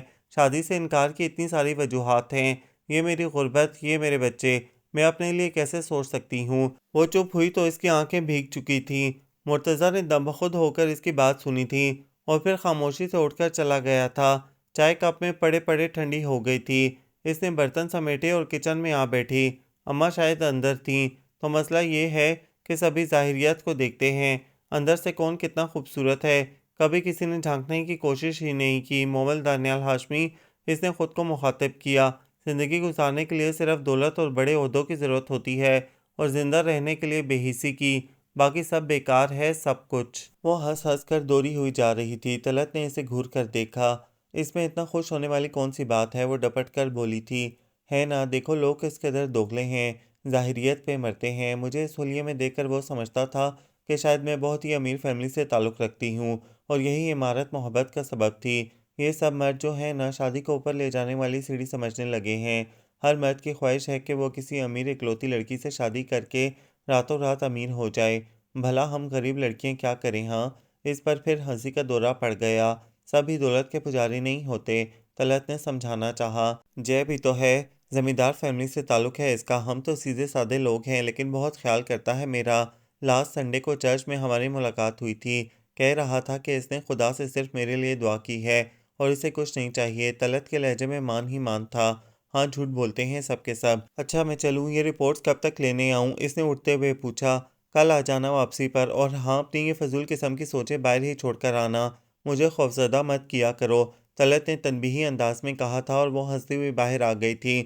حسب عادت وہ تمام مریضوں سے سلام دعا کرتی اپنے دھیان میں سیڑھیاں اتر رہی تھی کہ اچانک ہی کسی سے زوردار طریقے سے ٹکرا گئی۔ دیکھ کر اس نے سر اٹھا کر ٹکرانے والے کو سنانا چاہا، لیکن زبان پر جیسے تالا پڑ گیا۔ پہچان تو ادھر بھی نظروں میں واضح تھی، خلاف معمول کسی باڈی گارڈ کے بغیر نظر آ رہے ہیں۔ فوراً ہی سنبھل کر اس نے کہا، انسان کا سب سے بڑا باڈی گارڈ خدا ہے اور پھر اس کا اپنا دل۔ وہ ہولے سے مسکرائے تھے۔ کمال ہے، اس نے کندھے اچکائے تھے، امیر لوگوں کے پاس بھی دل ہوتے ہیں۔ وہ ہنستی ہوئی سیڑھیاں اترنے لگی تھی اور جمال شاہ کتنی دیر وہیں کھڑے رہے تھے۔ جمال شاہ کا فون آیا تھا، اس سے ملنا چاہ رہے تھے اور وہ کسی گہری سوچ میں گم تھی۔ ملنا تو ویسے تھا ہی، بڑی مشکل سے تو وہ یہاں تک پہنچی تھی، اور پھر اب تو یوں بھی بہت کچھ ختم ہونے کو تھا۔ اس کا ارادہ تھا لنچ ٹائم میں جانے کا۔ ایک دو کام نپٹا کر اس نے سمیرا کو بتایا اور باہر آ گئی۔ اس دن کا تو اسے برسوں سے انتظار تھا۔ مطلوبہ ٹیبل ڈھونڈنے میں اسے چندہ مشکل پیش نہیں آئی تھی۔ جمال شاہ نے دور سے ہی اسے دیکھ کر مسکراہٹ اچھالی تھی اور قدرے بے نیازی کا مظاہرہ کرتے ہوئے بڑے تکلف سے بیٹھی تھی۔ میرے پاس صرف 1 گھنٹہ تھا، 15 منٹ آنے میں خرچ ہو گئے، 15 منٹ جانے کے لیے، باقی بچا آدھا گھنٹہ۔ کیا اس آدھے گھنٹے میں بات ہو سکتی ہے؟ اس نے ناک چڑھا کر کہا۔ بات تو ایک لمحے کی ہے مومل دانیال ہاشمی، وہ گمبھیر لہجے میں گویا ہوئے تھے۔ کیا بھلا؟ اس نے انجان بننے کی ایکٹنگ کی تھی، اب اتنی انجان بھی مت بنو۔ وہ ایک دم سے بے تکلفی پر اتر آئے۔ اچھا خاصا اپنی زندگی میں مطمئن تھا، لیکن تم نے ایسا پتھر پھینکا ہے اس ٹھہرے ہوئے پانی میں کہ سب کچھ گڑبڑ ہو گیا ہے، صبر ضبط سب کچھ بے معنی ہو گیا ہے۔ محبت نے مجھے پسپا کر دیا ہے۔ میں مومل دانیال ہاشمی تم سے محبت کرنے لگا ہوں۔ مومل کے اندر کہکوں کا طوفان ابل پڑا، مگر وہ لاپرواہی سے ناخنوں سے کھیلتی رہی۔ شادی کرو گی مجھ سے؟ ایک دم ہی انہوں نے کہہ ڈالا تھا اور مومل کو اس بات کی توقع ہرگز نہیں تھی۔ اس نے محبت کی جس چنگاری کو جمال شاہ کے دل میں سلگایا تھا وہ بھڑک کر شعلوں کی صورت اختیار کر گئی تھی۔ یہ تو وہ جانتی تھی، مگر اتنی جلدی؟ اس نے متعجب بے یقین نظروں سے انہیں دیکھا تھا۔ میرا اعتبار کرو مومل، میں بہت اپسیٹ ہوں، سمجھ نہیں آ رہا کروں تو کیا کروں۔ انہوں نے سر دونوں ہاتھوں میں تھام لیا تھا اور وہ خاموشی سے ان کی کیفیت سے حظ اٹھاتی رہی۔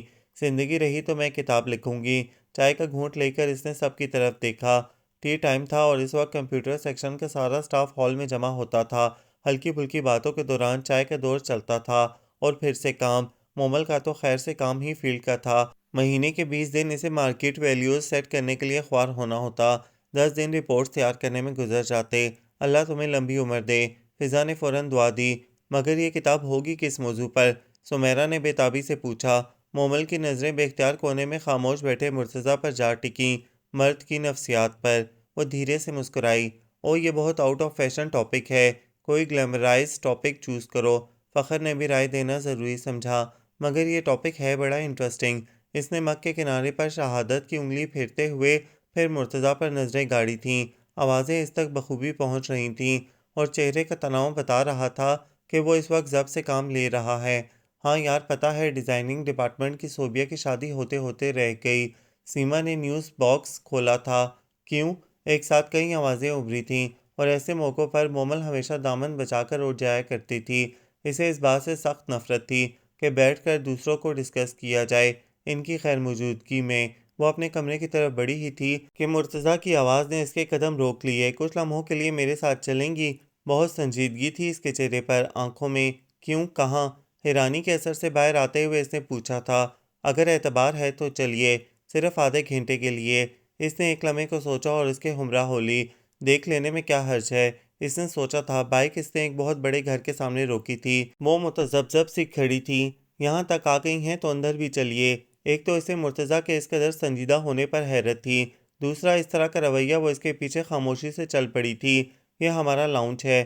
اس نے ایک دروازہ کھولتے ہوئے سائڈ پر ہو کر اس کے اندر جانے کا راستہ بنایا۔ مرتضیٰ، آخر آپ چاہتے کیا ہیں؟ اکیلی ہونے کا خوف ایک لمحہ قبل ہی اس کے دل میں سمایا تھا۔ مردوں کی نفسیات پر کتاب لکھنا چاہ رہی ہیں نا آپ؟ وہ عجیب سے انداز میں گویا ہوا تھا۔ غیر ارادی طور پر وہ پیچھے ہٹی تھی اور اپنی اس بہادری پر اس نے فوراً ہی نفرین بھیجی تھی۔ کیا ضرورت تھی ایک مرد پر اس قدر اعتبار کرنے کی؟ خود کو لتاڑتے ہوئے اس نے ہمت مجتمع کرتے ہوئے مرتضیٰ کو دیکھا۔ وہ اس کے چہرے پر پھیلے خوف کو پڑھ چکا تھا۔ ہنس دیا۔ عورت چاہے چاند تک کا سفر تنہا کر آئے، مرد کے بارے میں گر کچھ سوچتے ہوئے وہ ایک لمحہ لگائے گی۔ بہرحال میں ایک شریف آدمی ہوں، اگر آپ کو کوئی خوف ہے تو چلیے، ہم لان میں بیٹھ جاتے ہیں۔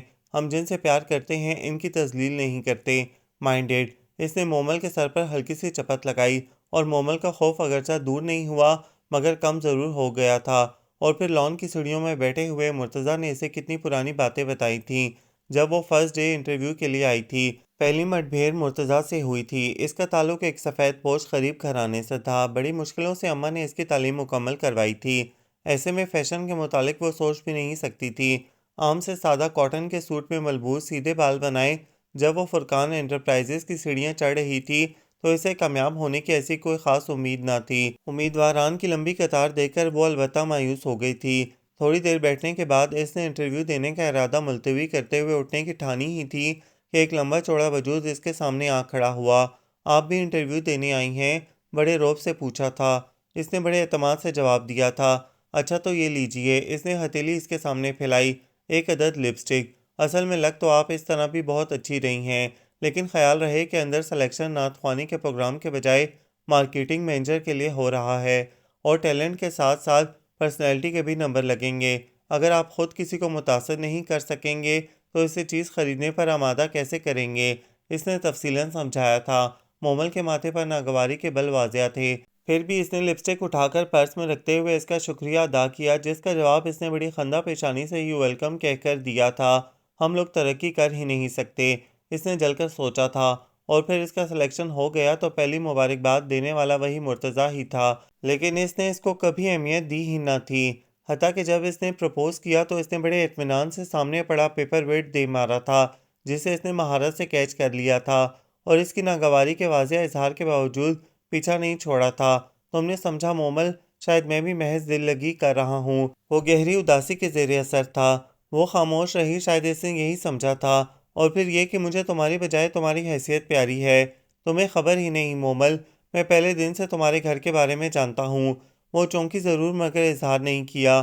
میرے پاس اللہ کا دیا سب کچھ ہے، ایک نہیں ہے تو کوئی دوست، کوئی رشتہ نہیں ہے۔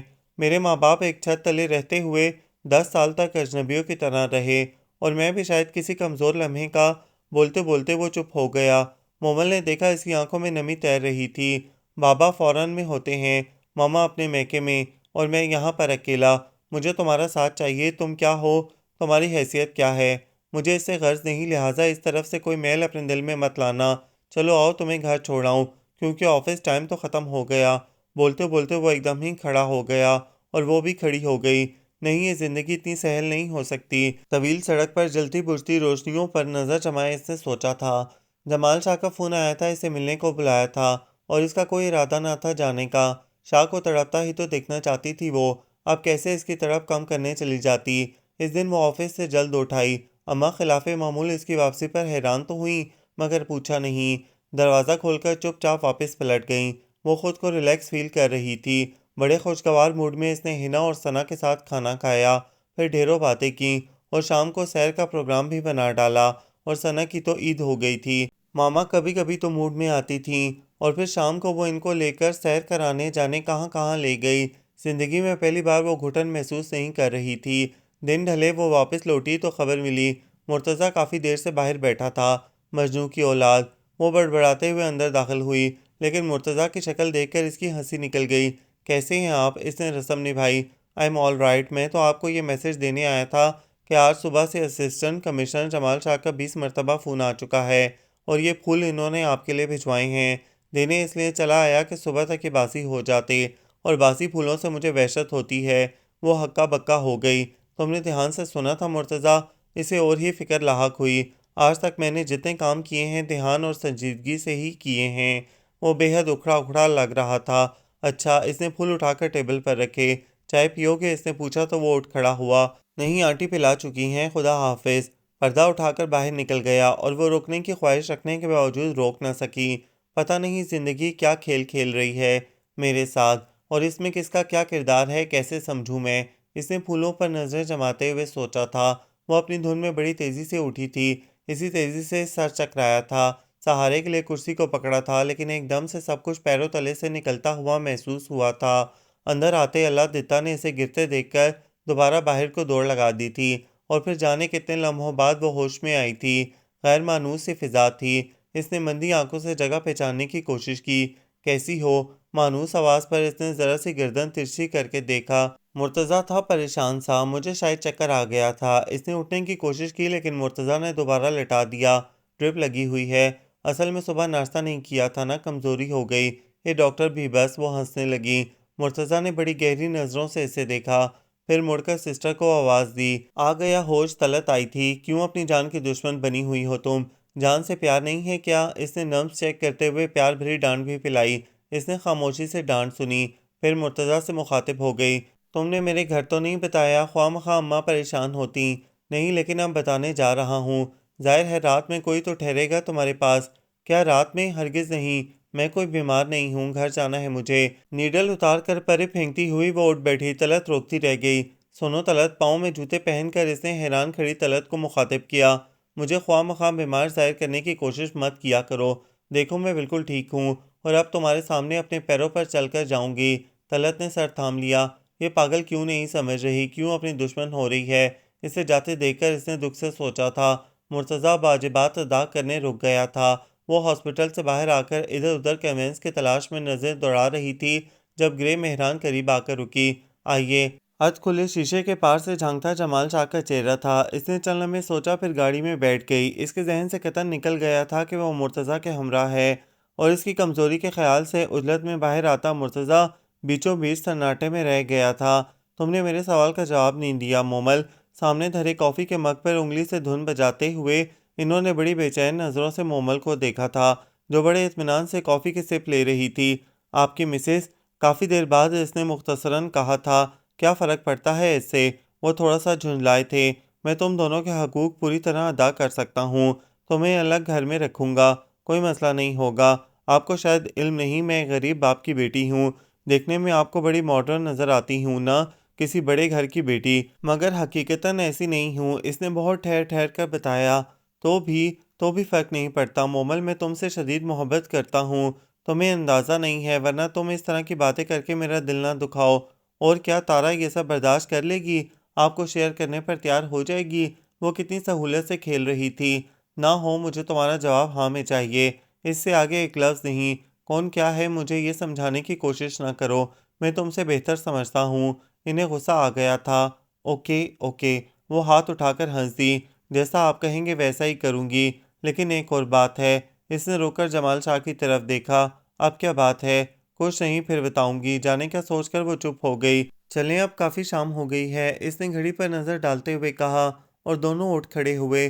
وہ بہت خوش تھی، منزل اس کے پاس آ گئی تھی۔ اس نے ذہن میں مستقبل کی پلاننگ شروع کر دی تھی، اور جمال شاہ یوں خوش تھے کہ انہیں اپنی خواہش کے پورا ہونے کا مکمل یقین ہو گیا تھا۔ اس نے تارا جمال کا جو امیج ذہن میں بنا رکھا تھا، اسے دیکھتے ہی دھڑام سے ٹوٹ گیا تھا۔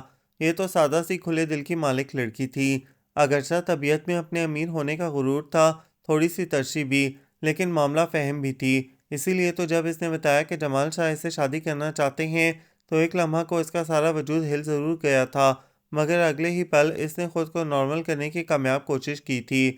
تو مومل وہی لڑکی ہو، خط والی؟ گہری نظروں سے کھوجتے ہوئے اس نے سوال کیا۔ ہاں، اس نے اس بات میں سر ہلایا۔ تمہیں چوری چھپے شادی کر لینی چاہیے تھی، مجھے کیوں بتانے آئی ہو؟ بڑی سنجیدگی سے تارا نے کہا تھا۔ میں شب خون مارنا نہیں چاہتی۔ مومل کا لہجہ طنزیہ ہو گیا۔ تارا ہنس پڑی۔ شب خون مارنے کے بعد بھی یہی دعویٰ ہے تمہارا؟ شب خون کس نے مارا ہے یہ حساب کرنے بیٹھیں تو قصوروار آپ ہی نظر آئیں گی، کیونکہ شب خون مارنے کی ابتدا آپ کی طرف سے ہوئی تھی۔ کیا مطلب ہے تمہارا؟ تارا الجھی۔ جمال شاہ سے پوچھئے گا اس کا مطلب، پوچھئے گا اس سے جب اس نے آپ سے شادی کی تھی تو وہ کیا تھا، کون تھا، پھر آپ کو پتہ چلے گا کہ شب خون دراصل کس نے مارا تھا۔ اینی وے یہ لفافہ رکھ لیں، جب جمال شاہ آپ کے سوال کا جواب نہ دے سکے تو یہ لفافہ انہیں دکھائیے گا، اور خود بھی دیکھیے گا۔ فی الحال آپ کے اطمینان کے لیے اتنا بتا دوں کہ میں جمال شاہ سے کبھی شادی نہیں کروں گی۔ تارا کو حیران پریشان چھوڑ کر وہ باہر نکل آئی۔ مرتضیٰ، میری بات سنو گے؟ دروازے میں کھڑے ہو کر اس نے پوچھا تھا۔ گہری سوچ میں گم مرتضیٰ نے چونک کر دروازے کی سمت دیکھا۔ وہ پہلی بار اس کے کمرے میں آئی تھی، حیرانی بجا تھی۔ میں اندر آ جاؤں؟ اس کی خاموشی پر اس نے خود ہی پوچھا۔ ہاں آئیے۔ وہ سیدھا ہو بیٹھا۔ وہ آ گئی۔ مرتضیٰ، مجھے صرف یہ کہنا ہے کہ تم جو سمجھ رہے ہو وہ غلط ہے۔ انگلیاں آپس میں الجھا کے اس نے دھیرے سے کہا۔ تو وہ طیش میں آ گیا۔ کیا غلط ہے؟ تم لڑکیوں کے لیے کیا غلط ہے اور کیا صحیح؟ اس کی تمیز ہے تمہیں؟ تم دولت اور عہدوں پر جان دینے والی لڑکیاں، کب جانو کہ کچھ جذبے ان چیزوں کے محتاج نہیں ہوتے۔ بہت شوق ہے تمہیں اسسٹنٹ کمشنر کی بیوی کہلانے کا، اخبارات میں تصویریں چھپانے کا۔ لوئر مڈل کلاس کی سوچ ایسی نہ ہو تو پتہ کیسے چلے ان کی اوقات کا؟ وہ جیسے پھٹ پڑا تھا۔ مرتضیٰ پلیز، بات حیثیت یا عہدے کی نہیں ہے۔ میں مانتی ہوں میں دولت اور عہدے کو اہمیت دیتی ہوں۔ میں یہ بھی کہتی ہوں کہ زندہ رہنے کے لیے سب سے زیادہ ضرورت دولت کی ہوتی ہے، لیکن مرتضیٰ، وہ دولت ہرگز نہیں جو کسی کے ارمانوں کا خون کر کے حاصل کی جائے۔ جمال شاہ شادی شدہ ہے، بچے ہیں اس کے، کیوں برباد کروں میں اس کا گھر؟ وہ بہت ضبط و تحمل سے بول رہی تھی، ورنہ مرتضیٰ کے طنز کے تیر اسے اندر تک گھائل کر گئے تھے۔ جب اس کو تحائف بھیجے جا رہے تھے تب بھی تو تم جانتی تھی نا کہ وہ میرٹ ہے۔ جب ادھر سے تحائف آ رہے تھے تب بھی تمہارے علم میں تھی یہ بات۔ ہوٹلوں میں بیٹھ کر کافی پیتے ہوئے بھی تو تمہیں پتہ تھا کہ وہ کیا ہے۔ تب تمہیں یہ خیال نہیں آیا کہ تم کسی اپنے جیسی عورت کا گھر برباد کر رہی ہو۔ اب جب اس کی بیوی نے اپنا اثر و رسوخ استعمال کر کے جمال شاہ کو پریشرائز کر دیا ہے تو تم اپنی ناکامی شٹ اپ مرتضیٰ، وہ چلائی تھی۔ کیا سمجھتے ہو تم؟ ہاں، کیا سمجھتے ہوئے تم نے یہ بات کہی؟ اس کا سارا وجود لرزنے لگا تھا۔ سہارے کے لیے کرسی کی پشت کو مٹھیوں میں جکڑ لیا۔ تمہیں تو خبر ہی نہیں کہ جمال شاہ سے میرا رشتہ کیا ہے۔ اس کی آواز دھیمی پڑ گئی۔ اسے محسوس ہو رہا تھا کہ اس کی ٹانگوں میں جان نہیں رہی تھی، لیکن اس نے خود کو گرنے نہیں دیا۔ گرفت اور سخت کرنے کی کوشش کی۔ میں نے بتایا تھا تمہیں حنا اور ثنا کے متعلق، جمال شاہ ان دونوں بچیوں کا باپ ہے۔ وہی شخص ہے جس نے دولت اور عہدے کی خاطر سارے رشتے ناطے توڑ ڈالے۔ وہی شخص ہے یہ جس نے مجھے غربت سے نفرت اور دولت سے محبت کرنا سکھائی۔ میں نے اپنی آنکھوں سے اپنی بہن کی تذلیل ہوتے دیکھی، اور میں اس شخص کا کچھ بگاڑ نہ سکی کہ میں اس وقت چھوٹی تھی، بہت چھوٹی، اور یہ سب میرے اس انتقام کا حصہ تھا۔ سوچی سمجھی اسکیم کے تحت میں نے جمال شاہ کو ٹریپ کیا، اور اب جب وہ اقرار کر چکا ہے تو میں اسے بتاؤں گی کہ محبت اور ریڈیو میں فرق ہوتا ہے۔ محبت کرتے وقت جیبیں نہیں ٹٹولی جاتی، رشتے ناطے دولت کی بنیاد پر استوار نہیں ہوتے۔ زندہ رہنے کے لیے دولت سب کچھ ہو سکتی ہے، مگر بہت کچھ محبت ہے، بہت کچھ۔ اس کی آواز مدھم ہو گئی، گرفت ڈھیلی پڑنے لگی تھی، اور اس سے قبل کہ وہ لہرا کر نیچے آتی، مرتضیٰ نے آگے بڑھ کر اسے تھام لیا۔ تارا حیرانی سے تصویریں بیڈ پر پھیلائے ایک ٹک انہیں گھورے جا رہی تھی۔ شک اور یقین کے بیچ ایک ذرا سی لکیر ہوتی ہے، بلا شبہ اس لکیر کو عبور کرنے میں بڑی تکلیف ہوتی ہے، لیکن یہ کہ شک یقین سے کہیں زیادہ سخت ہوتا ہے۔ اس کے سامنے جو تصویریں پڑی تھیں وہ انہیں کسی طور جھٹلا نہیں سکتی تھی۔ کتنی بے بس تھی وہ، ایک امیر بارسوخ شخص کی بیٹی ہوتے ہوئے وہ جس کو یقین تھا کہ بڑی سے بڑی مشکل وہ پاپا کے ذریعے حل کروا سکتی ہے، اب اس مقام پر کیا کرے سمجھ نہ پا رہی تھی۔ یہ تو اٹل حقیقت تھی، ایسی حقیقت جس نے اس کا صبر قرار سب کچھ چھین لیا تھا۔ دلہا بنا جمال شاہ، ساتھ بیٹھی دلہن، پھر بچوں کی تصویریں، اور پھر وہ چٹ جو لفافے سے برآمد ہوئی تھی، مختصر مگر سب کچھ تہہ و ابالہ کر جانے والی۔ جمال شاہ اور میری بہن کومل کی شادی جب ہوئی تب کسی کی حق تلفی نہ ہوئی تھی، لیکن جب جمال شاہ نے میری بہن کا حق کسی اور کو سونپا تو یہ ان دونوں کی حق تلفی تھی۔ جمال شاہ لاعلم ہے کہ کومل آخری دم تک زندگی سے کس قدر مایوس تھی، اور اس مایوسی کے عالم میں وہ جمال شاہ کے لیے 2 بیٹیاں چھوڑ گئی جو میرے پاس ہیں۔ پوچھئے کہ جمال شاہ سے بیٹیاں چاہیے یا؟ اس نے اپنے قریب سوئے زخرف کی طرف دیکھا۔ ڈاکٹر اس کی زندگی سے مایوس ہو چکے تھے، اس کے دل میں سوراخ تھا، اور کتنی عجیب بات تھی کہ اس کی دولت، اس کا طرح سب کچھ دھرا کا دھرا رہ گیا تھا۔ وہ اس سے زخرف کی زندگی نہیں خرید سکتے تھے، اور پھر وہ بے وفائی کے بھی تو مرتکب ہوئے تھے۔ کیا ہے یہ مرد؟ اس نے بیڈ سے ٹیک لگائی۔ کیا کرے عورت؟ اعتبار کرے تو بھی مرے، نہ کرے تو بھی۔ چلو کومل تو غریب تھی، اسے غربت کی سزا ملی، لیکن مجھ میں کیا کمی تھی؟ کیا نہیں دیا میں نے جمال کو؟ محبت، دولت، نام، اور وہ پھر ایک اور کے چکر میں پڑ گئے۔ اس کا دل بھر بھر آ رہا تھا، جی چاہ رہا تھا کہ پھوٹ پھوٹ کر روئے۔ کوئی یوں بھی اعتماد کی دھجیاں بکھیرتا ہے، کوئی یوں بھی کرتا ہے۔ اور رات جب اس نے لفافہ جمال شاہ کے سامنے رکھا تو وہ معتجب سے لفافہ کھول کر کتنی ہی دیر بیٹھے رہے، پھر چپ چاپ سب کچھ سمیٹ کر شیلف میں رکھا اور نظریں جھکائے باہر نکل گئے۔ تارا نے نظریں چھت پر جما دیں۔ اب میں کس کے سینے میں منہ چھپا کر روں؟ کس کے کندھے مجھے مضبوط کریں؟ کیا سمجھتی ہو تم اپنے آپ کو؟ ہاں، کوئی سپرمین قسم کی شے، یا مدر ٹیریسا بننے کا شوق ہے تمہیں؟ اور ہم جو اتنے ڈھیر سارے لوگ ہیں، سارے کے سارے الو کے پٹھے ہیں جو تمہاری محبت میں مرے جا رہے ہیں، اور کیا سوچ کر تم نے یہ سب چھپایا؟ بولو اب، خدا کے لیے یہ مت کہہ دینا کہ تمہیں بھی ابھی پتہ چلا ہے۔ پاگل لڑکی، بلکہ احمق لڑکی، تم کیا سمجھتی ہو یہ دنیا تمہارے سہارے قائم ہے؟ سارے مسئلے نپٹانے کی ذمہ داری تمہاری ہے۔ کسی کو نوکری سے نکال دیا گیا تو اس کی بحالی تمہارے ذمہ۔ یہ درد مندانہ قسم کے خط جنہیں پڑھ کر انسان تمہیں خواہ مخواہ کوئی توپ سی رائٹر سمجھنے لگے۔ 13 نمبر والے پیشنٹ کے پاس علاج کے لیے پیسے نہیں، اور آپ جناب اپنی آدھی تنخواہ اس کی ہتھیلی پر رکھ آئیں اور اپنے لیے ایک ٹیبلٹ نہیں خریدی کہ فضول خرچی ہے۔ روم نمبر 6 کے بابا دین کی بہو اور بیٹیاں انہیں ملنے نہیں آئیں اور آپ ان کی تلاش میں کئی دن خوار ہوتی رہیں۔ بدتمیز لڑکی، اگر تمہارے دل میں سوراخ ہے تو ہمارے دلوں میں تو نہ کرو۔ ایک نظر کرم کی، سن رہی ہو یا میں بین بجا رہا ہوں؟ ایک سمارٹ بھینس کے آگے بولتے بولتے وہ جھنجھلایا تھا۔ وہ دیکھ بھی تو ایک ٹک ہی رہی تھی، آخر ہنس پڑی۔ آج کل بھینسیں ہی خوبصورت اور سمارٹ ہوتی ہیں تو کیا گدھے نہیں ہوتے؟ مرتضیٰ نے معصومیت سے پوچھا تو اسے دوبارہ ہنسی آ گئی۔ نہیں، لائنوں والے گدھے، زیبرے، خاصے دلکش اور سمارٹ ہوتے ہیں۔ یعنی تم نے اس خالصتاً دیسی گدھے کو گھاس نہیں ڈالنی۔ ایکچولی مرتضیٰ میں تو بیمار ہوں۔ اس نے بازو میں لگی ڈرپ کی طرف اشارہ کیا۔ پھر محبت میں کر نہیں سکتی۔ سوراخوں والے دل میں محبت جیسی ہیوی چیز سما نہیں سکتی، اس لیے تم پلیز کسی اور طرف رجوع کرو۔ ہاں، اس نے بات ختم کر کے پلکیں موند لیں۔ میں نے تمہاری چھٹی کی درخواست بھجوا دی تھی، اس نے بات ہی بدل دی۔ اور بھائی یہ تو ابھی پتہ چلا کہ تم پورے آفس میں اس قدر ہر دل عزیز ہو۔ سب لوگ آئے تھے تمہاری عیادت کو، وہ سامنے رکھے پھولوں کے گلدستے نہیں دیکھے تم نے؟ مرتضیٰ کے کہنے پر اس نے آنکھیں کھول کر دیکھا، ڈھیروں ڈھیر پھول، سب کی محبتوں کا ثبوت۔ ابا جی کہاں ہیں؟ اس نے پوچھا۔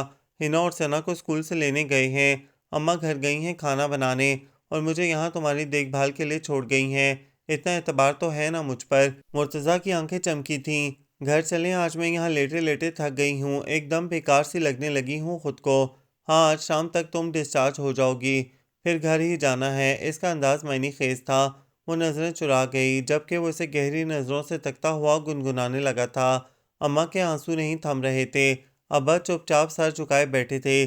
کبھی کبھار ایک نظر لیٹی ہوئی مومل پر ڈال لیتے، پھر ان کی نظریں جمال شاہ کے چہرے کا طواف کرنے لگتیں۔ حنا ثنا سہمی سہمی سی مومل کے قریب بیٹھی تھیں۔ یہ شخص جس کو ماما ان کے پاپا بتا رہی تھیں پہلی بار دیکھا ہے، کس قدر اجنبی سے لگ رہے تھے، اور اتنا ہی اجنبی ان کا سوال۔ اماں کا تو پرانا دکھ کود آیا تھا۔ مومل پرسکون تھی، ابا مضطرب تھے۔ میں پچھلے تمام دکھوں کی تلافی کر دوں گا انکل، آپ صرف مجھے موقع دیجیے۔ کافی دیر بعد جمال شاہ بولے تھے۔ اماں ابا دونوں کی نظریں مومل کی طرف اٹھی تھیں، اور اس کے چہرے پر پھیلی مسکراہٹ نے ان دونوں کو مایوس کیا تھا۔ جمال صاحب، اس نے اٹھ کر بیٹھتے ہوئے انہیں مخاطب کیا، دکھوں کی تلافی نہیں ہوتی، اس لیے کہ دکھ بدلے نہیں جا سکتے، اور ان دکھوں کی تلافی ہو بھی کیسے سکتی ہے جو جان لے لیں، اور آپ تو ہر چیز کا نعم البدل دولت کو ہی سمجھتے ہیں، آپ دکھ سکھ جیسی کیفیات کو کیسے جان سکتے ہیں؟ حنا اور ثنا آپ کی بیٹیاں ہیں، آپ انہیں لے جا سکتے ہیں اگر یہ جانا چاہیں، اس سے زیادہ کی اس گھر سے گھر والوں سے امید مت رکھیے گا۔ اس نے صاف اور دو ٹوک بات کی تھی۔ جمال شاہ کا چہرہ دھواں دھواں ہونے لگا تھا، کھو دینے کا کرب نمایاں تھا۔ نہیں ماما، ہم آپ کے پاس رہیں گی، ہم ان کو نہیں جانتے، ثنا اور حنا بیک زبان چلائی تھیں، اور پھر اس کے پیچھے چھپ گئی تھیں۔ جمال شاہ اٹھے، ایک نظر مومل پر ڈالی، مومل کا دل یکبارگی زور سے دھڑکا، شاید پہلی بار، پھر لب بینچے وہ تیزی سے باہر نکل گئے۔ اماں ابا کے چہرے پر اطمینان چھا گیا تھا، مومل کا فیصلہ یہی ہونا چاہیے تھا۔ کیا بات ہے، اس قدر خاموشی؟ مرتضیٰ نے کھلے دروازے سے اندر جھانکا تو فضا پر چھایا جمود جیسے اس کی آواز سے چھن سے ٹوٹ گیا۔ انکل! حنا اور ثنا اس کی طرف لپکیں۔ مرتضیٰ نے دوزانوں بیٹھتے ہوئے باہیں پھیلا دیں، وہ دونوں اس کے سینے سے لگی شکایت کرنے لگیں۔ انکل، ابھی ابھی جمال شاہ آئے تھے، کہہ رہے تھے ماما اور ہمیں ساتھ لے جائیں گے۔ کیا؟ مرتضیٰ کا دل جیسے کسی نے مٹھی میں لے لیا۔ اس نے شاکی نظروں سے مومل کی طرف دیکھا، وہ اسی کی طرف دیکھ رہی تھی، لیکن ماما نے کہا کہ وہ نہیں جائیں گی۔ انکل، آپ تو کہہ رہے تھے کہ آپ ہمیں اپنے ساتھ لے جائیں گے۔ مومل کی آنکھوں میں حیرانی اتر آئی۔ حنا، ثنا ادھر آؤ، اس نے مضطرب ہو کر انہیں پکارا۔ وہ فوراً اس کے پاس آ گئی۔ مرتضیٰ ابا جی کے پاس آ کر بیٹھ گیا۔ انکل، ہم چاروں کی سیٹیں ریزرو ہو گئی ہیں، ڈیڈی نے وہاں مومل کے علاج کے سارے انتظامات مکمل کر لیے ہیں، شادی کے اگلے دن ہی ہم لوگ چلے جائیں گے تاکہ علاج میں مزید تاخیر نہ ہو۔ آپ کا کیا خیال ہے؟ وہ ان کی رائے پوچھ رہا تھا، گویا سارے معاملات پہلے سے طے تھے، اور پتہ نہیں کیوں مومل کو پہلی بار احساس ہوا کہ اس کی دوڑتی بھاگتی زندگی میں یک بیک ہی کوئی سایہ دار درخت آ گیا ہو۔ اس نے پلکیں موند کر دیوار سے ٹیک لگا لی، اور اگر کسی کو اعتراض ہو تو وہ بتا دے۔ اب مرتضیٰ اس کے قریب کھڑا پوچھ رہا تھا۔ اس نے پلکیں نہیں کھولیں، مدھر آواز اس کے اندر تک شانتی اتار رہی تھی، اور اس کے ہونٹوں پر پھیلی مسکراہٹ کہہ رہی تھی، نہیں، ہمیں کوئی اعتراض نہیں۔ یہ ناول آپ سب کو کیسا لگا؟ کمنٹس میں اپنی رائے ضرور دیں، ہمیں انتظار رہے گا۔ ہمارے چینل کو لائک کریں، شیئر کریں، سبسکرائب کریں۔